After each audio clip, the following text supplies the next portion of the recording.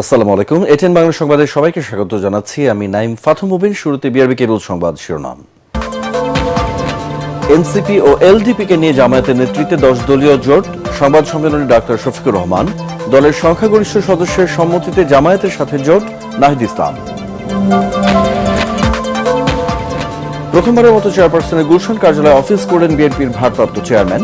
Voter তালিকা অন্তর্ভুক্ত হলেন তারেক রহমান ও মিস জাইমা রহমান।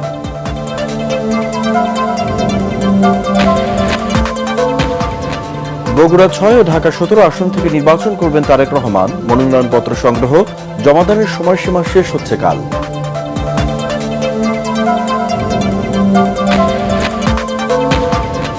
হাদি হত্যার বিচারের আগে কোনো নির্বাচন নয়, হুঁশিয়ারি ইনকিলাব মঞ্চের। হত্যাকারীরা ভারতে পালিয়েছে, ডিএমপি। 30 কর্মদিবসে বিচার শেষ হবে, স্বরাষ্ট্র উপদেষ্টা।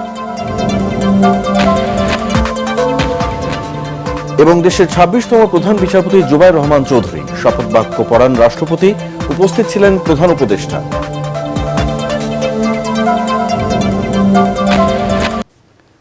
শুনছিলেন বিআরবি কেবল সংবাদ শিরোনাম, এবারে বিস্তারিত।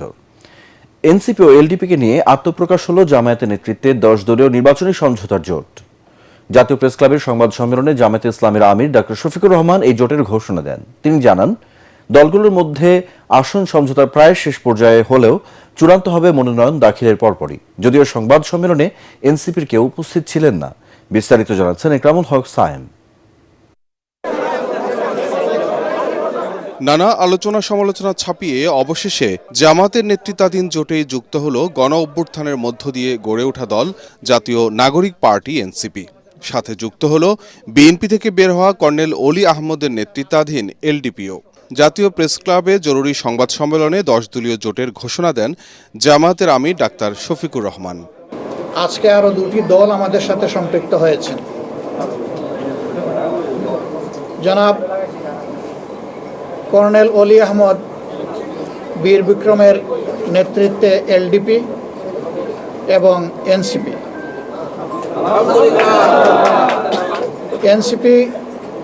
একটু আগে আমাদের সাথে তাদের বৈঠকটা সমাপ্ত হয়েছে। তারা এই বৈঠকে আসার সময় এবং সুযোগটা পাননি। এই যে সমঝোতা, এটাকে ঠিক ওই অর্থে জোট বলুন আর না বলুন, আমরা কিন্তু জোটের চাইতে আরো মজবুত। এ সময় তিনি জানান, দলগুলোর মধ্যে আসন সমঝোতা প্রায় শেষ পর্যায়ে, তবে মনোনয়নপত্র দাখিলের পরপরই চূড়ান্ত হবে আসন বন্টন। আমাদের আসন সমঝোতা অলমোস্ট কমপ্লিট। সামান্য একটু বিষয় যেগুলো রয়েছে, আমরা আশা করছি এইটা নমিনেশন ফাইল করার পরপরই আমরা সেটাও ইনশাল্লাহ আলাপ আলোচনার ভিত্তিতে সুন্দরভাবেই সমাধান করতে পারবো। আপনারা দোয়া করবেন, এই ক্ষেত্রে কোনো সমস্যা হবে না। এই ব্যাপারে আমরা খুবই আস্থাশীল। জুলাই অভ্যুত্থানের চেতনায় ন্যায় ও ইনসাফ ভিত্তিক দেশ গড়তেই দলগুলো জোটভুক্ত হয়েছে বলেও জানান ডাক্তার শফিকুর রহমান।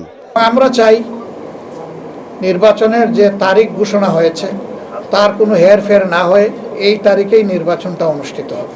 আরও বেশ কয়েকটি দল সরাসরি এই জোটে যুক্ত হতে আগ্রহ প্রকাশ করেছে জানিয়ে জামাতের আমির জানান, সময় স্বল্পতায় তা সম্ভব না হলেও ভিন্নভাবে সমঝোতা করা হতে পারে।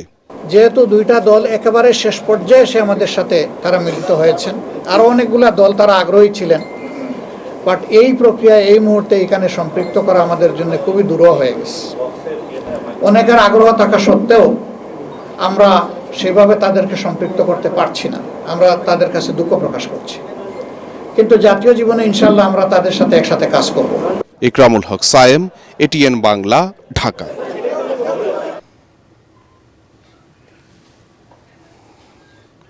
আধিপত্যবাদী শক্তির চক্রান্ত রুখতে এবং বৃহৎ জোট গড়ার স্বার্থে সংখ্যাগরিষ্ঠ সদস্যের সম্মতিতে জামায়াত সহ সমমনা 8 দলের সাথে জোট বেঁধেছে এনসিপি। একথা জানিয়ে দলটির আহ্বায়ক নাহিদ ইসলাম বলেন, সংস্কার ও বিচার প্রশ্নে ছাড় দেবে না দল। রাজধানীর বাংলা মোটরে দলের অস্থায়ী কেন্দ্রীয় কার্যালয়ে সংবাদ সম্মেলনে এসব কথা বলেন তিনি। এ সময় সংস্কার বাস্তবায়নের জন্য গণভোটে হ্যাঁ ভোট দেওয়ার আহ্বান জানান এনসিপির সদস্য সচিব আক্তার হোসেন। মিজান শাহজাহানের রিপোর্ট। জামাতের সাথে জোটে যাওয়ার বিষয়টি স্পষ্ট করতে এই জরুরি সংবাদ সম্মেলনের আয়োজন করে জাতীয় নাগরিক পার্টি এনসিপি। সূচনা বক্তব্যে দলের সদস্য সচিব আক্তার হোসেন বলেন, শরীফ ওসমান হাদির নিরাপত্তা দিতে না পারা ও খুনিদের পালিয়ে যাওয়ার দায় এড়াতে পারে না সরকার। আমরা অন্তর্বর্তীকালীন সরকারের কাছে স্পষ্টত ব্যাখ্যা দাবি করি যে খুনিরা কিভাবে বাংলাদেশে লুকিয়ে থাকার বা ভারতে পালিয়ে যাওয়ার সুযোগ পেল। দলটির আহ্বায়ক নাহিদ ইসলাম জানান ৩০০ আসনে নির্বাচন করার পরিকল্পনা ছিল তাদের। এবি পার্টি ও রাষ্ট্র সংস্কার আন্দোলনের সাথে জোটও করেছিলেন, তবে জামাতের সাথে বৃহৎ জোটের মাধ্যমে অবসান ঘটল আগের জোটের। যাতে আধিপত্যবাদী কোনো শক্তি আমাদের এই গণঅভ্যুত্থান পরবর্তী অগ্রযাত্রাকে ঠেকাতে না পারে, সেজন্য আমাদের বৃহত্তর ঐক্য প্রয়োজন। সেই তাগিদ থেকেই আমরা জামাতে ইসলামী এবং তাদের যে সমমনা ৮ দল রয়েছে, তাদের যে নির্বাচনী সমঝোতা, জাতীয় নাগরিক পার্টি এনসিপি সেই নির্বাচনী সমঝোতায় সম্মত হয়েছে। জামাতের সাথে জোটে যাওয়ায় তীব্র প্রতিক্রিয়া দেখিয়ে এরই মধ্যে দল থেকে পদত্যাগ করেছেন সিনিয়র যুগ্ম সদস্য সচিব ডাক্তার তাসনিম জারা, যুগ্ম আহ্বায়ক তাসনুবা জাবিন সহ বেশ কয়েকজন। পদত্যাগ না করলেও বিরূপ প্রতিক্রিয়া দেখিয়েছেন সিনিয়র যুগ্ম আহ্বায়ক সামান্তা শারমিন সহ কেউ কেউ। এই বাস্তবতায় নাহিদ ইসলাম বলেন, সংখ্যাগরিষ্ঠ সদস্যদের সিদ্ধান্তেই জোটে গিয়েছে এনসিপি। এটা একটা সামষ্টিক সিদ্ধান্ত এবং সংখ্যাগরিষ্ঠ তারা কিন্তু আমাদের কাছে জানিয়েছে যে তারা এটার সাথে ঐক্যমত্য পোষণ করছে, সম্মতি রয়েছে। যারা বিরোধিতা করছে তাদের সাথে আমরা কথা বলবো, তাদেরকে আমরা আরও বোঝানোর চেষ্টা করব। আশা করি তারা এনসিপির এই সিদ্ধান্তের সাথেই থাকবে। সংবাদ সম্মেলনে অন্যান্যদের মধ্যে উপস্থিত ছিলেন মুখ্য সমন্বয়ক নাসিরউদ্দিন পাটোয়ারি, মুখ্য সংগঠক হাসনাত আবদুল্লাহ ও সার্জিস আলম এবং সিনিয়র যুগ্ম আহ্বায়ক আরিফুল ইসলাম আদিব ও সিনিয়র যুগ্ম মুখ্য সমন্বয়ক আব্দুল হান্নান মাসুদ। করছে বা সেই অনুযায়ী মিজান শাহজাহান, এটিএন বাংলা, ঢাকা। আমরা আমাদের যে লক্ষ্য। প্রথমবারের মতো চেয়ারপারসন গুলশানের কার্যালয়ে গিয়ে রাজনৈতিক কার্যক্রম শুরু করেছেন বিএনপির ভারপ্রাপ্ত চেয়ারম্যান তারেক রহমান। নেতাকর্মীদের সাথে কুশল বিনিময়ের পর নিজ কার্যালয়ে দলের স্থায়ী কমিটির সদস্যদের সাথে তিনি বৈঠক করেন। নেতারা জানান, আসন্ন নির্বাচন ও সাংগঠনিক বিভিন্ন বিষয়ে আলোচনা হয়েছে। তারেক রহমানের আগমনে দেশের মানুষের পরিবর্তনের স্বপ্ন পূরণ হবে। কামরুজ্জামান রাজুয়ের রিপোর্ট।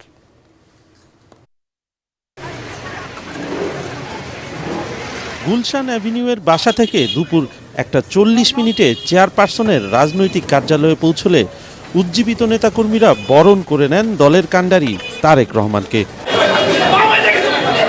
দলের গুলশান কার্যালয়ে এটাই তার প্রথম আগমন। ১/১১ রাজনৈতিক পট পরিবর্তনের পর ২০০৮ সালে চেয়ারপারসনের এই রাজনৈতিক কার্যালয়ের কার্যক্রম শুরু হয়। কার্যালয়ে তারেক রহমানকে স্বাগত জানান দলের স্থায়ী কমিটির সদস্য, নেতাকর্মী ও কর্মকর্তা কর্মচারীরা।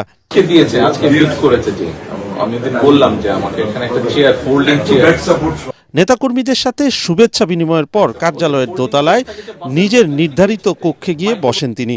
পরে দলের স্থায়ী কমিটির সদস্যদের সাথে বিভিন্ন বিষয়ে মত বিনিময় করেন বিএনপির ভারপ্রাপ্ত চেয়ারম্যান। নেতারা জানান, দলের সাংগঠনিক ও রাজনৈতিক পরিস্থিতি সহ নির্বাচন সংক্রান্ত বিভিন্ন বিষয়ে আলোচনা হয়েছে। অনেকদিন পরে সামনাসামনি বাংলাদেশ সম্বন্ধে আলোচনা করছি, বাংলাদেশের ভবিষ্যৎ নিয়ে আলোচনা করছি, রাজনীতি নিয়ে আলোচনা করছি। সারা জাতি উজ্জীবিত আজকে। ওনার অপেক্ষায় আছেন। ইনশাআল্লাহ উনি যখন ওনার ভিজিট শুরু করবেন, আমি মনে করি শুধু আমাদের নেতাকর্মী সমর্থক না, সমস্ত বাংলাদেশের মানুষ যে প্রত্যাশা এবং সেই প্রত্যাশা পূরণে ওনার যে পরিকল্পনা, উনি বলেছেন আই হ্যাভ এ প্ল্যান, যে পরিবর্তনের প্রত্যাশা জনগণ করছেন, সেই পরিবর্তন ইনশাআল্লাহ জনাব তারেক রহমান সাহেবের নেতৃত্বে আমরা দেখতে পাবো। তারেক রহমানের আগমনে নেতাকর্মীদের মধ্যে নতুন উদ্দীপনার সৃষ্টি হয়েছে উল্লেখ করে নেতারা বলেন, দেশের মানুষ যে পরিবর্তনের স্বপ্ন দেখছে, তারেক রহমানের প্রত্যাবর্তনে তা পূরণ হবে। গণতন্ত্রের পথে আমাদের ভারপ্রাপ্ত চেয়ারম্যানের এইভাবে দেশে ফেরা এবং দায়িত্ব গ্রহণ করে আগামী নির্বাচনটা এদেশে শেষ করার ব্যাপারে মানুষের যে প্রত্যাশার সৃষ্টি হয়েছে, এটা অত্যন্ত গুরুত্বপূর্ণ। তিনি যখন সামনে আসছেন, আমাদের নেতা কর্মীদের মনোবল বলেন আর যেটাই বলেন অথবা কমিটমেন্ট বলেন, সেটা অনেক বড় হয়ে গেছে। শুধু গুলশান কার্যালয় নয়, দলের নয়াপল্টন কেন্দ্রীয় কার্যালয়েও তারেক রহমানের জন্য আলাদা চেম্বার করা হয়েছে। দেশে ফেরার চতুর্থ দিনেই গুলশান চেয়ারপারসনের রাজনৈতিক কার্যালয়ে আসলেন তারেক রহমান। অনানুষ্ঠানিক বৈঠক করলেন দলের শীর্ষ নেতাদের সাথে। এখন থেকে দলের সব রাজনৈতিক কর্মকাণ্ড পরিচালনা করবেন তারেক রহমান। কামরুজ্জামান রাজীব, এটিএন বাংলা, গুলশান, ঢাকা। ভোটার তালিকায় অন্তর্ভুক্ত হলেন তারেক রহমান ও তার একমাত্র মেয়ে জায়মা রহমান। নির্বাচন কমিশনের বিধি অনুযায়ী যথাযথ প্রক্রিয়ার মাধ্যমে এই দুজনকে ভোটার তালিকায় অন্তর্ভুক্ত করা হয়েছে বলে জানায় ইসি কার্যালয়ে। এর আগে শনিবার রাজধানীর তেজগাঁওয়ে নির্বাচনী প্রশিক্ষণ ইনস্টিটিউট ইপিআই ভবনে তারা ছবি তোলা সহ আইরিশের প্রতিচ্ছবি ও বায়োমেট্রিক দিয়ে ভোটার হওয়ার আনুষ্ঠানিকতা শেষ করেন। এদিকে নির্বাচন ভবনের প্রধান নির্বাচন কমিশনার এএমএম নাসির উদ্দিনের সাথে বৈঠক শেষে বিএনপির স্থায়ী কমিটির সদস্য নজরুল ইসলাম খান বলেন, আরপিওতে না থাকা সত্ত্বেও মনোনয়ন জমা দেওয়ার সময় সন্তানের সম্পদের হিসাব জমা দেওয়ার বিষয়টি জটিলতা সৃষ্টি করবে জানিয়ে তিনি বলেন, বিষয়টি নিয়ে বৈঠকে সিইসির সাথে আলোচনা হয়েছে।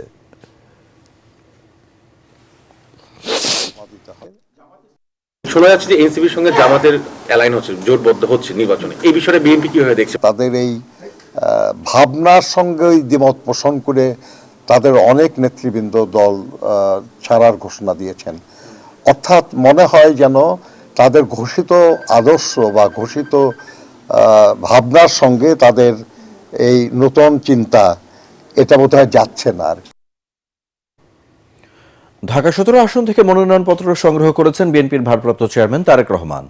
সেগুনবাগিচায় রিটার্নিং কর্মকর্তার কার্যালয়ে তার পক্ষে বেগম খালেদা জিয়ার একান্ত সচিব আব্দুস সাত্তার ফর্ম সংগ্রহ করেন। এই আসনে মনোনয়নপত্র জমা দিয়েছেন জামায়াতের প্রার্থী ডাক্তার এস.এম. খালিদুজ্জামান। এছাড়াও সারা দেশের বিভিন্ন দল ও স্বতন্ত্র প্রার্থীরা মনোনয়নপত্র সংগ্রহ ও জমাদান কার্যক্রমে ব্যস্ত সময় পার করেছেন। এ পর্যন্ত 2780 জন মনোনয়নপত্র সংগ্রহ ও 31 জন জমা দিয়েছেন। বিস্তারিত জানাচ্ছেন ইয়াসিন রানা। 29 ডিসেম্বর শেষ হচ্ছে ত্রয়োদশ জাতীয় সংসদ নির্বাচনের মনোনয়নপত্র সংগ্রহ ও জমাদানের সময়। 61টি দলের ও স্বতন্ত্র প্রার্থীরা মনোনয়নপত্র সংগ্রহ ও জমা দিচ্ছেন। তাই ব্যস্ত সময় পার করছেন রিটার্নিং কর্মকর্তার কার্যালয়ের কর্মকর্তা এবং এমপি প্রার্থীরা। মনোনয়নপত্রের সাথে শর্ত অনুযায়ী 14টি বিষয়ের দলিলপত্র জমা দিতে হয়। তাই প্রয়োজনীয় সকল কাগজপত্র ঠিক আছে কিনা তা দেখে মনোনয়নপত্র জমা দিচ্ছেন প্রার্থীরা। এদিন সেগুনবাগিচায় বিভাগীয় কমিশনারের কার্যালয়ে ঢাকা 17 আসনে বিএনপির ভারপ্রাপ্ত চেয়ারম্যান তারেক রহমানের পক্ষে মনোনয়নপত্র সংগ্রহ করেন খালেদা জিয়ার একান্ত সচিব জনাব তারেক রহমান। ঢাকা 17 থেকে অংশগ্রহণ করার জন্য সিদ্ধান্ত নিয়েছেন এবং আজকে এই মুহূর্তে আমি তার পক্ষ থেকে মনোনয়নপত্র সংগ্রহ করলাম। একই আসনে মনোনয়নপত্র জমা দেন জামায়াতের প্রার্থী ডাক্তার খালিদুজ্জামান। আমরা হাদির জেনারেশন, আমাদের অধিকার আমরা অবশ্যই আদায় করব। এদেশের মানুষের কাছে ভোটাধিকার আমরা ফিরিয়ে দেব। দিনভর প্রার্থীদের আনাগোনায় মুখর এই কার্যালয়। নেতাকর্মী শুভাকাঙ্ক্ষীদের নিয়ে মনোনয়নপত্র সংগ্রহ ও জমা দেন প্রার্থীরা। ন্যায় বিচার ও মানবিক একটা দেশ গড়ার জন্য এবং এই দেশটা যেন আমরা আমাদের হাতেই গড়তে পারি, এই জন্যই রাজনীতিতে আসা, এই জন্যই আসলে জাতীয় সংসদে নির্বাচনে অংশগ্রহণ করা। স্বচ্ছ গ্রহণযোগ্য প্রক্রিয়ায় নিরপেক্ষভাবে একটা নির্বাচন হোক এবং ঢাকা 10-এর মানুষ তাদের জনপ্রতিনিধি বাছাই করে নিক। আমরা ভোটের লড়াইয়ে এবং আন্দোলনে জনগণকে এগিয়ে আসার আহ্বান জানাই, তাহলেই কেবলমাত্র নিরাপদ দেশ আমরা কায়েম করতে পারবো। এছাড়া এদিন নির্বাচন কমিশন ভবনে ঢাকা 13 আসনে মনোনয়নপত্র জমা দেন বাংলাদেশ খেলাফত মজলিসের আমির মাওলানা মামুনুল হক। জুলাই বিপ্লবের অংশজন প্রায় সবগুলো দলই এখানে ঐক্যবদ্ধ হয়ে আমরা আসন সমঝোতার মাধ্যমে আমরা নির্বাচনে অংশগ্রহণ করব। নির্বাচন কমিশন জানায় রোববার পর্যন্ত 2780 জন মনোনয়নপত্র সংগ্রহ করেছেন এবং জমা দিয়েছেন 31 জন। ইয়াসিন রানা, এটিএন বাংলা, ঢাকা। ক্ষমতা এলে কোরআন সুন্নাহর বাইরে কোনো আইন করা হবে না বলে জানিয়েছেন দলটির মহাসচিব মির্জা ফখরুল ইসলাম আলমগীর। দুপুরে ঠাকুরগাঁও সদর উপজেলার সালান্দর ইউনিয়নের মানব কল্যাণ পরিষদ প্রাঙ্গণে আলেম ওলামাদের সঙ্গে এক মতবিনিময় সভায় তিনি এসব কথা বলেন। নির্বাচন বানচালের ষড়যন্ত্র চলছে জানিয়ে দেশবাসীকে সচেতন থাকার আহ্বান জানান বিএনপি মহাসচিব।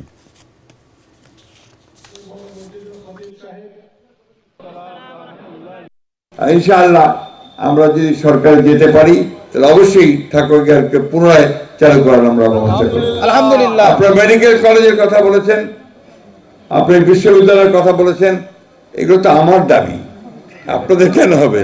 এই দাবি তো আমার, এবং এগুলোকে প্রতিষ্ঠা করার জন্য আমরা সারা জীবন কাজ করে এসেছি ভাই। আমরা আপনাদের সঙ্গে আছি। এই ঠাকুরগাঁওতে যতগুলো স্কুল কলেজ মাদ্রাসা আছে আমি বিশ্বাস করি তার 90%-এর মধ্যে আমাদের অবদান আছে। আমি চেষ্টা করেছি, আল্লাহ আমাদের হাত দিয়ে করিয়েছেন। তো এই জন্যে আপনাদের এইটুকু বলতে পারি যে আমি যতক্ষণ জীবিত আছি আল্লাহ আমার হায়াত রাখবেন, আমি আপনাদের সঙ্গে আছি, আপনাদের জন্য কাজ করব এবং এখানে যেন ইসলাম ঠিকমতো আপনার বিস্তার লাভ করতে পারে সেই চেষ্টা আমি অবশ্যই করব। ওসমান হাদির হত্যাকারীদের দ্রুত গ্রেপ্তার ও বিচারের দাবিতে বিভাগীয় শহরের সর্বাত্মক অবরোধ কর্মসূচির অংশ হিসেবে রাজধানীর শাহবাগের সড়ক আটকে কর্মসূচি পালন করছে ইনকিলাব মঞ্চ। মঞ্চের কর্মীদের পাশাপাশি এতে অংশ নিয়েছেন শিক্ষার্থী সহ বিভিন্ন শ্রেণী পেশার মানুষ। তারা বলছেন, হাদির হত্যাকারীদের গ্রেপ্তার এবং বিচার না হওয়া পর্যন্ত দেশে নির্বাচন হতে দেয়া হবে না। ইমদাদুল্লাহ বাবুর রিপোর্ট। ইনকিলাব মঞ্চের মুখপাত্র ও ঢাকা ৮ আসনের সংসদ সদস্য প্রার্থী শহীদ শরীফ ওসমান হাদি হত্যার বিচারের দাবিতে ঢাকাসহ ৮ বিভাগে অবরোধ কর্মসূচি পালন করছেন বিক্ষুব্ধরা।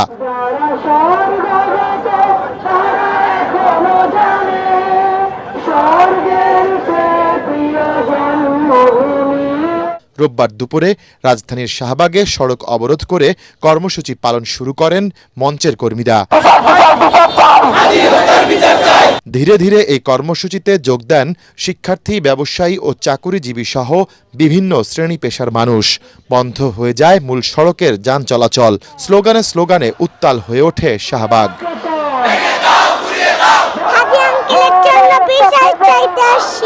যেহেতু 218 কোটি টাকা লেনদেন হয়েছে, সেহেতু আমরা জানতে চাই কারা টাকা লেনদেন করছে। আগামী 3 কার্য দিবসের মধ্যে হত্যাকাণ্ড বিচার করতে হবে। সরকারের যেন অনতিবিলম্বে হাদি ভাইয়ের যারা হত্যা করেছে তাদেরকে যেন জনসম্মুখে এনে শাস্তি দেয়। সংবাদ সম্মেলনে ডিএমপি হাদি হত্যার সাথে জড়িত দুজনকে ভারতে গ্রেফতার করা হয়েছে জানালেও এখনও তাদের ফেরত আনার উদ্যোগ দৃশ্যমান না হওয়ায় ক্ষোভও জানান আন্দোলনকারীরা। বাস্তবপক্ষে আমরা এমন কোনো পদক্ষেপ দেখছি না যে তারা ভারত থেকে ওই খুনিদেরকে এখানে আমাদের বাংলাদেশে আনতেছে। প্রশাসনিক লোকজন এবং ভারতের যত কুচক্র মহল আছে সকলকে বিচারের আওতায় আনতে হবে।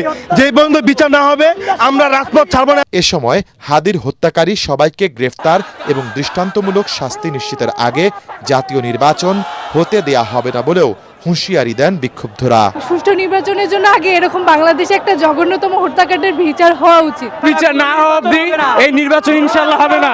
সরকারের প্রতি একটাই বার্তা, গাফিলতি করা বন্ধ করেন। এটার সাথে যদি কোনো প্রশাসন জড়িত থাকে তাকেও গ্রেফতার করে। শরীফ হাদি হত্যার বিচারের দাবিতে শুক্রবার থেকে শাহবাগে নানা কর্মসূচি পালন করে আসছে ইনকিলাব মঞ্চ। ইমদাদুল্লাহ বাবু, ATN বাংলা, ঢাকা। অন্তর্বর্তী সরকারের মেয়াদে 30 কর্মদিবসের মধ্যে হাদি হত্যাকাণ্ডের বিচার সম্পন্ন করার ঘোষণা দিলেন স্বরাষ্ট্র উপদেষ্টা। জানালেন, খুনের প্রকৃত কারণ উদ্ঘাটনের খুব কাছে আইন শৃঙ্খলা বাহিনী। তবে আইনজীবীরা বলছেন, মূল অভিযুক্তকে গ্রেপ্তার ছাড়াই এত দ্রুত হত্যা মামলার নিষ্পত্তি হলে প্রশ্নের সৃষ্টি হবে, রায় উচ্চ আদালতে নাও টিকতে পারে। রিপোর্টে আরো জানাচ্ছেন মাহবুব কবির চপল। 90 দিনের কথা বলা হয়। আরে হারামজাদা, তুই ক্ষমতায় আসিস 30 দিন, তুই 90 দিনের কি বিচার করবি বেটা? করো। ওসমান হাদি হত্যাকাণ্ডের বিচারের দাবিতে শাহবাগে লাগাতার আন্দোলন করছে ইনকিলাব মঞ্চ। এমন পরিস্থিতিতে সচিবালয়ে কোর কমিটির বৈঠকে বসেন স্বরাষ্ট্র উপদেষ্টা। আগামী 10 দিনের মধ্যে এই মামলায় চার্জশিট দেওয়া সম্ভব হবে বলে আশা করছি। আমি আপনাদের আশ্বস্ত করতে চাই, এই অন্তর্বর্তী সরকারের মেয়াদেই হাদি ভাইয়ের হত্যার বিচার সম্পূর্ণ করা হবে ইনশাআল্লাহ। ওসমান হাদি হত্যার মূল অভিযুক্ত ফয়সাল করিম ভারতে পালিয়েছে বলে স্বীকার করেছে পুলিশ। তার বাবা মা, স্ত্রী সহ 11 জনকে গ্রেফতার করেছে আইনশৃঙ্খলা বাহিনী। ফয়সাল করিমকে গ্রেফতার ছাড়া দ্রুত বিচার হলে প্রশ্ন উঠবে বলে মনে করছেন আইনজীবীরা। হাদি হত্যার বিচারটা এই নির্বাচনের পূর্বে যদি যে সরকার ক্ষমতা আছে তারা যদি করতে চায়, তাহলে এটা প্রশ্নবিদ্ধ হবে। এই কারণে যে বাংলাদেশের বিচারিক ইতিহাসে এত স্বল্প সময়ে কোনো অপরাধেরই বিচার হয় নাই। মানুষকে দেখানো যে আমরা হাদি হত্যার বিচার করলাম। এই মামলার কিছু আসামি এখনো পলাতক, তাদের বিরুদ্ধে যদি বিচারিক কার্যক্রম গ্রহণ করতে হয় তাহলে শুরুতেই আদালতকে এই আসামিদের পলাতক ঘোষণা করতে হবে এবং ফৌজদারি কার্যবিধির 88 ধারায় কার্যক্রম গ্রহণ করতে হবে। তবে এসব প্রশ্নের কোনো উত্তর দেননি স্বরাষ্ট্র উপদেষ্টা। মাহবুব কবির চপল, ATN বাংলা, ঢাকা। ইনকিলাব মঞ্চের মুখপাত্র শরীফ ওসমান বিন হাদি হত্যা মামলার অভিযুক্ত প্রধান আসামি ফয়সাল দেশ ছেড়ে পালিয়েছে বলে জানিয়েছেন বিএনপির অতিরিক্ত কমিশনার SN নজরুল ইসলাম। ইতিমধ্যে ফয়সালকে ভারতে পালিয়ে যেতে সহায়তা করায় দুজনকে গ্রেপ্তার করেছে মেঘালয় পুলিশ। এদিকে হাদি হত্যা মামলার তদন্ত কাজ প্রায় শেষ পর্যায়ে জানিয়ে 5 আগস্টের পর হাদির আদর্শের কারণে যারা ক্ষতিগ্রস্ত তারাই এই হত্যাকাণ্ডে জড়িত বলছে বিএনপি। GM তসলিমের report. রাজধানীর বিজয়নগরে গুলিবিদ্ধ হওয়ার পর 18 ডিসেম্বর সিঙ্গাপুরে চিকিৎসাধীন অবস্থায় মারা যান ইনকলাব মঞ্চের মুখপাত্র শরীফ ওসমান বিন হাদি। এরপর দেশব্যাপী শুরু হয় বিচারের দাবিতে আন্দোলন। হত্যাকাণ্ডের 16 দিন পর ডিএমপি মিডিয়া সেন্টারে সংবাদ সম্মেলনে প্রথমবারের মতো পুলিশ স্বীকার করল হাদি হত্যার মূল শুটার ফয়সাল ও তার সহযোগী ভারতে পালিয়ে গেছে। এ হত্যা মামলায় দেশে গ্রেফতার হয়েছেন মূল শুটার ফয়সালের বাবা মা, স্ত্রী, শ্যালকসহ 11 জন। হত্যাকাণ্ডটি পূর্ব পরিকল্পিত হওয়ায় আসামি শনাক্তের আগেই তারা সীমান্ত পার হতে সক্ষম হয় বলে জানানো হয় সংবাদ সম্মেলনে। ঘটনাটি তাদের পূর্ব পরিকল্পিত ছিল, এই জন্য আসামিদেরকে চিহ্নিত করার পূর্বেই তারা সীমান্ত পাড়ি দিতে সক্ষম হয়। ফিলিপ তাকে সীমান্ত পার করে ভারতের মেঘালয় রাজ্যে জনৈক পুত্রীর নিকট হস্তান্তর করে। আমরা ইনফরমাল চ্যানেলে মেঘালয় পুলিশের সাথে যোগাযোগ করে যেটি জানতে পেরেছি, তারা ইতোমধ্যে পুত্রী ও স্বামীকে গ্রেফতার করেছে। ভারত বিরোধী হওয়ায় হাদিকে হত্যা করা হয়েছে কিনা তা খতিয়ে দেখছে গোয়েন্দারা। 5 আগস্টের পরবর্তীতে এই ইনকিলাব মঞ্চের হাদি খুবই ভোকাল ছিল এবং তার কথাবার্তা খুবই স্পষ্ট ছিল এবং সে একটা আদর্শকে হোল্ড করে। তাহলে এই আদর্শ বা এই 5 আগস্টে যারা ক্ষতিগ্রস্ত, আমরা ধারণা করতে পারি বা অনুমান করতে পারি যে হত্যাকাণ্ডের পিছনে তারাই জড়িত। ভারতের সাথে বাংলাদেশের বন্দি বিনিময় চুক্তি থাকায় শুটার ফয়সালের অবস্থান শনাক্ত হলে তাকে দেশে ফিরিয়ে আনতে ভারত সহযোগিতা করবে, এমনটাই প্রত্যাশা ডিএমপির। জিএম তসলিম, এটিএন বাংলা, ঢাকা। আসন্ন সংসদ নির্বাচন ও সম্ভাব্য গণভোটকে সামনে রেখে দেশের সার্বিক সাইবার নিরাপত্তা জোরদারের নির্দেশ দিয়েছেন জাতীয় সাইবার সুরক্ষা কাউন্সিলের চেয়ারম্যান ও প্রধান উপদেষ্টা অধ্যাপক মোহাম্মদ ইউনুস। রাষ্ট্রীয় অতিথি ভবন যমুনায় অনুষ্ঠিত কাউন্সিলের সভায় তিনি বলেন, নির্বাচনকালীন সময়ে গুজব, মিসইনফরমেশন ও ডিসইনফরমেশন সহ সব ধরনের সাইবার অপরাধ কঠোরভাবে মোকাবেলা করতে হবে। নাগরিক সেবার সব অনলাইন প্ল্যাটফর্ম নিরাপদ রাখতে নিয়মিত সফটওয়্যার ও হার্ডওয়্যার হালনাগাদ, দক্ষ জনবল গড়ে তোলা এবং সংশ্লিষ্ট প্রতিষ্ঠানগুলোকে একটি সাইবার নিরাপত্তার রেটিং ব্যবস্থার আওতায় আনার নির্দেশ দেন তিনি। পাশাপাশি ফিনান্সিয়াল সেক্টরে সাইবার অপরাধে কেউ যেন পার না পায় সে লক্ষ্যে জাতীয় সাইবার সুরক্ষা এজেন্সিকে বিচার বিভাগের সঙ্গে সমন্বয়ে কার্যকর ভূমিকা রাখার তাগিদ দেন প্রধান উপদেষ্টা। দেশের 26তম প্রধান বিচারপতি হিসেবে শপথ নিয়েছেন বিচারপতি জুবায়ের রহমান চৌধুরী। সকাল 10:30টার দিকে বঙ্গভবনে আয়োজিত এক অনুষ্ঠানে রাষ্ট্রপতি মোহাম্মদ শাহাবুদ্দিন তাকে শপথ বাক্য পাঠ করান। শপথ অনুষ্ঠানে অন্তর্বর্তী সরকারের প্রধান উপদেষ্টা ডক্টর মোহাম্মদ ইউনুস উপস্থিত ছিলেন। গত 23 ডিসেম্বর রাষ্ট্রপতির আদেশক্রমে বিচারপতি জুবায়ের রহমান চৌধুরীকে প্রধান বিচারপতি হিসেবে নিয়োগ দিয়ে প্রজ্ঞাপন জারি করে আইন মন্ত্রণালয়। নির্বাচিত হলে মাদক ও যানজট মুক্ত নিরাপদ উত্তরা গড়ার প্রতিশ্রুতি দিয়েছেন ঢাকা 18 আসনে বিএনপি মনোনীত প্রার্থী এস.এম. জাহাঙ্গীর হোসেন। এই আসনে জামায়াতের প্রার্থী অধ্যক্ষ আশরাফুল হক বলেন, তাদের দল ক্ষমতায় এলে কোনো মানুষ ন্যায্য অধিকার থেকে বঞ্চিত হবে না। সালামসির ভোটার গাড়ি নিয়ে ঢাকা 18 আসন ঘুরে বিস্তারিত জানাচ্ছেন মিজান শাহজাহান। উত্তরা পূর্ব, উত্তরা পশ্চিম, উত্তরখান, দক্ষিণখান, তুরাগ বিমানবন্দর ও ভাটারা থানার একাংশের সমন্বয়ে সংসদীয় আসন ঢাকা 18। এই আসনে বিএনপির প্রার্থী ঢাকা মহানগর উত্তর বিএনপির যুগ্ম আহ্বায়ক এস.এম. জাহাঙ্গীর হোসেন। তিনি বলেন, ধানের শীষের পক্ষে গণজোয়ার তৈরি হয়েছে। 17 বছর আমরা যে নির্যাতন নিপীড়নের শিকার হয়েছি, কাজে আমরা যখন নির্বাচনমুখী হই, আমরা যখন নির্বাচনের কথা আসে, কারণ এই গত 3টা নির্বাচনে তো জনগণ ভোট দিতে পারেনি, তারা ভুগ পেতে আছে আশায় যে তারা ভোট দিতে পারবে এইবার, আর এবং তাদের মনের পছন্দনীয় মার্কা সামনে আছে, ধানের শীষ সামনে আছে। কাজেই আমরা জনগণ থেকে অনেক ভালো সাড়া পাচ্ছি। ভোটারদের সঙ্গে নিয়মিত জনসংযোগ করছেন জামাতের প্রার্থী অধ্যক্ষ আশরাফুল হক। ইনশাআল্লাহ বাংলাদেশ জামাত ইসলামী আল্লাহর ইচ্ছায় এবং মানুষের ভালোবাসায় যদি সুযোগ পায়, তারা সরকার গঠন করতে পারে, তাহলে আমরা আমাদের প্রতিশ্রুতি রাখবো ইনশাআল্লাহ। এই আসনে এনসিপি থেকে শাপলাকলি প্রতীকে লড়ছেন দলটির মুখ্য সমন্বয়ক নাসিরউদ্দিন পাটোয়ারি। উত্তরায় সবচেয়ে গুরুত্বপূর্ণ স্থাপনা হযরত শাহজালাল আন্তর্জাতিক বিমানবন্দর। মাইলস্টোন স্কুলে বিমান দুর্ঘটনার পর আশপাশে গড়ে ওঠা সুউচ্চ ভবন নিয়ে আতঙ্কিত স্থানীয়রা। ঢাকা 18 আসনটি নানা কারণে গুরুত্বপূর্ণ। হযরত শাহজালাল আন্তর্জাতিক বিমানবন্দরের কারণে এটি যেমন বিশ্বের প্রবেশদ্বার, একই সাথে এখানে 27টি জেলার লোকজন এই আসনের ভিতর দিয়েই তারা ঢাকায় প্রবেশ করে। এ কারণে এখানকার ভোটাররা বলছেন যে দেশি বিদেশি সমস্ত পর্যটকদের নিরাপত্তার জন্য পর্যাপ্ত ব্যবস্থা নিতে হবে আগামী দিনের সংসদ সদস্যকে। মিজান শাহজাহান, এটিএন বাংলা, উত্তরা, ঢাকা। সালামশীল ভোটার গাড়ি নিয়ে সহকর্মী তরিক ইসলাম এখন রয়েছেন কিশোরগঞ্জ 3 আসনের করিমগঞ্জ এলাকায়। সেখানকার ভোটারদের ভাবনা জানাবেন তিনি। সালাম স্টিল ভোটার গাড়ি নিয়ে আজ আমরা রয়েছি কিশোরগঞ্জ 3 আসনের করিমগঞ্জ বাজারে। এই এলাকার নির্বাচনী প্রচার প্রচারণা এখনও তেমন না জমে উঠলেও এখানকার চায়ের দোকান, হাট বাজার সর্বক্ষেত্রেই নির্বাচনী আলাপচারিতা চলছে। এখানকার কিছু ভোটার এবং বাসিন্দা যারা রয়েছে আমরা একটু তাদের সঙ্গে কথা বলবো। ইতিমধ্যেই মানুষের মধ্যে অনেক উদ্দীপনা, কারণ এখানের যে প্রার্থী, হেভিওয়েট প্রার্থী আমি বলবো উসমান ফারুক, উনি মাঠে নামছেন। আমি মনে করি প্রচারণা ব্যাপকভাবেই হবে।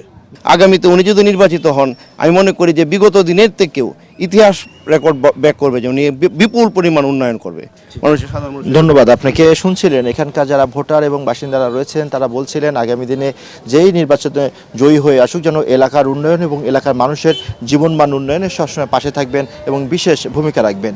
তো কিশোরগঞ্জ করিমগঞ্জ বাজার থেকে এই ছিল আমার কাছে সবশেষ। বাংলাদেশ ন্যাশনাল ক্যাডেট কোর বিএনসিসির বার্ষিক সমাপনী কুচকাওয়াজ অনুষ্ঠিত হয়েছে। সাভারের বাইপাইলে অনুষ্ঠিত আয়োজনে বিমান বাহিনী প্রধান air chief marshal Hasan Mahmud Khan প্রধান অতিথি হিসেবে উপস্থিত থেকে কুচকাওয়াজ পরিদর্শন ও সালাম গ্রহণ করেন। সশস্ত্র বাহিনীর পাশাপাশি দেশের নিরাপত্তা, শৃঙ্খলা রক্ষা ও দেশের যে কোনো ক্রান্তি লগ্নে বিএনসিসি ক্যাডেটদের অগ্রণী ভূমিকার প্রশংসা করেন তিনি। এ সময় উপস্থিত ছিলেন সহকারী বিমান বাহিনী প্রধান, প্রশাসন, বিএনসিসি অধিদপ্তরের মহাপরিচালক এবং বাংলাদেশ সশস্ত্র বাহিনীর উচ্চ পদস্থ কর্মকর্তা সহ বিএনসিসির সামরিক ও অসামরিক কর্মকর্তা ও কর্মচারীরা।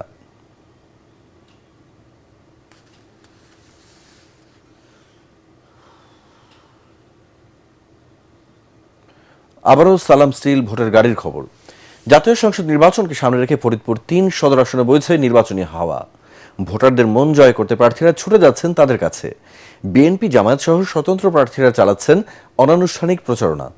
একসময় বিএনপির ঘাঁটি হিসেবে পরিচিত এই আসনটি ফের দখলে নিতে মরিয়া দলটি। অন্যদিকে জামায়াত, এনসিপি ও স্বতন্ত্র প্রার্থীরাও চাইছেন আসনটি প্রথমবারের মতো তাদের দখল নিতে।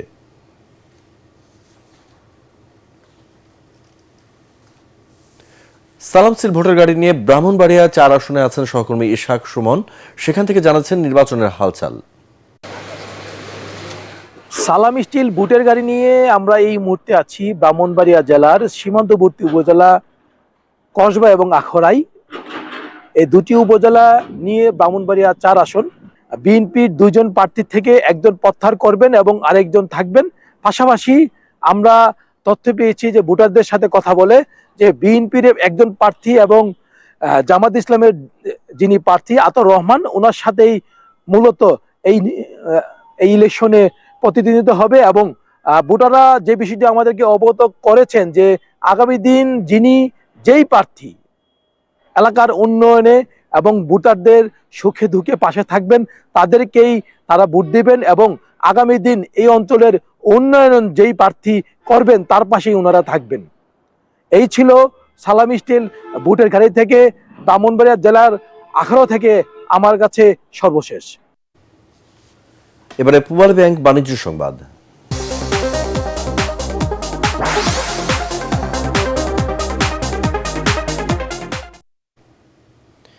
ব্যক্তি, শ্রেণী ও হিন্দু অবিভক্ত পরিবারভুক্ত করদাতাদের জন্য 2025-26 করবর্ষের আয়কর রিটার্ন জমা দেওয়ার সময়সীমা আরও 1 মাস বাড়িয়েছে সরকার।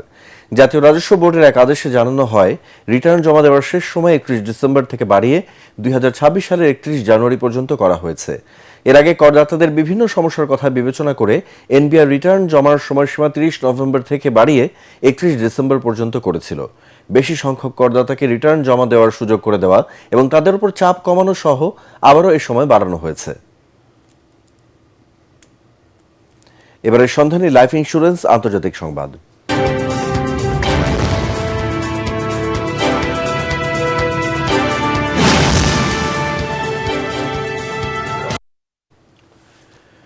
মিয়ানমারে জান্তা সরকার পরিচালিত নির্বাচনের প্রথম দফার ভোট গ্রহণ শেষ হয়েছে। সকাল 6টা থেকে শুরু হয়ে ভোট গ্রহণ চলে বিকেল 4টা পর্যন্ত।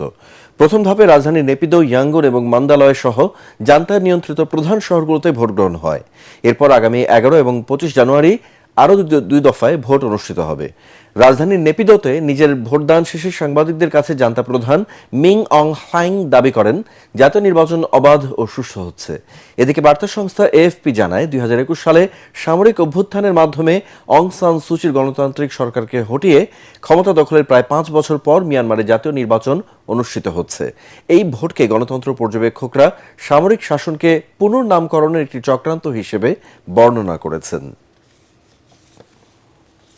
বাংলাদেশ চলচ্চিত্র পরিচালক সমিতির উদ্যোগে জমকালো আয়োজনে অনুষ্ঠিত হয়ে গেল স্বপ্নধারা বিএফডিএ অ্যাওয়ার্ড 2024। সন্ধ্যা রাজধানীর বিএফডিসিতে এই আয়োজনে অংশ নেন দেশের খ্যাতিমান অভিনেতা, অভিনেত্রী ও নির্মাতারা। এবারের স্বপ্নধারা বিএফডিএ অ্যাওয়ার্ড 2024-এর শ্রেষ্ঠ চলচ্চিত্র পরিচালক ও অভিনেত্রীর পুরস্কার পেয়েছে প্রিয় মালতী চলচ্চিত্র টিম, শ্রেষ্ঠ অভিনেতা শাকিব খান ও রোনাক হাসান। এছাড়া দেশের চলচ্চিত্রে বিশেষ অবদান রাখায় আজীবন সম্মাননা পেয়েছেন পরিচালক দেলোয়ার জাহান ঝন্টু ও মতিন চৌধুরী। অনুষ্ঠানে উপস্থিত ছিলেন এটিএন বাংলার অনুষ্ঠান ও সম্প্রচার বিভাগের উপদেষ্টা তাশিক আহমেদ। অনুষ্ঠানের মিডিয়া পার্টনার এটিএন বাংলা।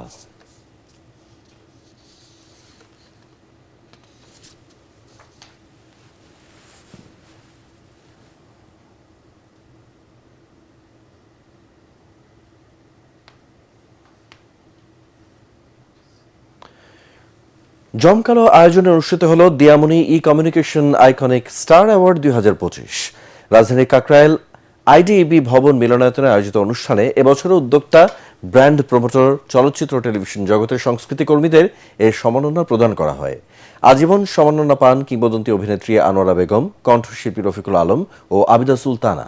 সংগঠনের চেয়ারম্যান মনিরুজ্জামান অপূর্বর সভাপতিত্বে ও সাধারণ সম্পাদক সেলিম মাহমুদের স্বাগত বক্তব্য এবং তমা রশিদের সঞ্চালনায় অনুষ্ঠানে অতিথি হিসেবে উপস্থিত ছিলেন আন্তর্জাতিক ফ্যাশন ডিজাইনার বিবি রাসেল, অভিনেত্রী রেনু রোজিনা, সঙ্গীতশিল্পী খান আসিফুর রহমান আগুন, রবি চৌধুরী সহ বিশিষ্টজনেরা। এবছর রত্নগর্ভা মা হিসেবে সম্মাননা লাভ করেন অ্যাডভোকেট নার্গিস আহমেদ সেতু।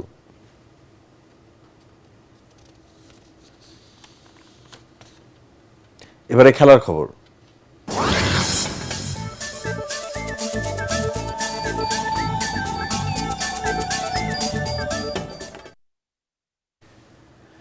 বাংলাদেশ প্রিমিয়ার লিগ বিপিএলে আজ কোনো খেলা নেই, বিরতি। সিলেট পর্বের প্রথম দুদিনের খেলা শেষে পয়েন্ট টেবিলের শীর্ষে আছে মালিকানা ছেড়ে দেওয়া চট্টগ্রাম রয়্যালস। এক ম্যাচ খেলে চট্টগ্রামের সমান 2 পয়েন্ট নিয়ে নেট রান রেটে পিছিয়ে থেকে দ্বিতীয় স্থানে আছে ঢাকা ক্যাপিটালস।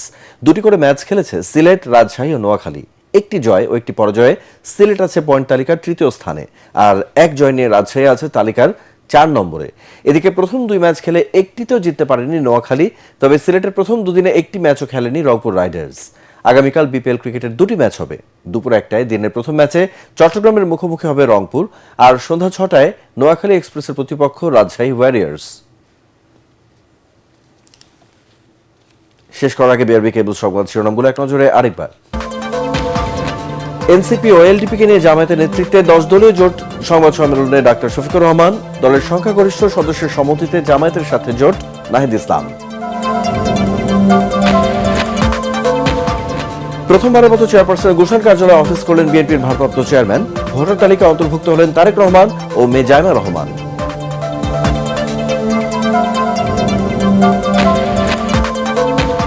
বগুড়া 6 ও ঢাকা 17 আসন থেকে নির্বাচন করবেন তারেক রহমান। মনোনয়নপত্র সংগ্রহ, জমাদানের সময়সীমা শেষ হচ্ছে কাল।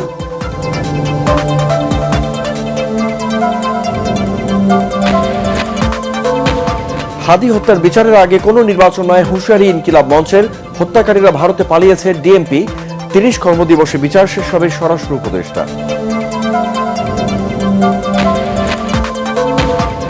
এবং দেশের 26তম প্রধান বিচারপতি জুবাইর রহমান চৌধুরী শপথ বাক্য পড়ান রাষ্ট্রপতি। উপস্থিত ছিলেন প্রধান উপদেষ্টা।